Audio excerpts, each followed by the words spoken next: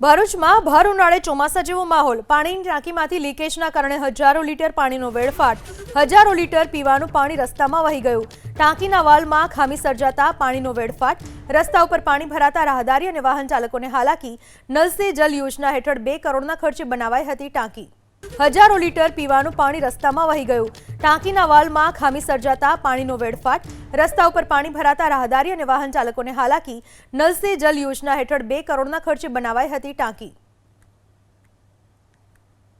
જનતાને પીવાનું પાણી નથી મળતું। અહીંયા હજારો ટન લીટર પાણી વેખરાય છે। આ બેદરકારી નગરપાલિકાની છે કે નથી? અને વિરોધ પક્ષના નેતા કેમ નથી બોલતા એના બાબતમાં? મારા સોશિયલ મીડિયા પર 10 થી 12 વિડીયો છે, એ વિડીયો બતાવ નહીં તો કે વારે ઘરે આ ટાંકી લીકેજ થાય છે, એની જિમ્મેદારી કોની? અને આ જિમ્મેદારી નગરપાલિકા પૂરી ના કરે ને આવતા દિવસમાં આવો ટાંકી ઉભરાવશે તો મોટો આંદોલન કરશું, જે કે એમનો ભ્રષ્ટાચાર અહીંયાથી દેખાય છે।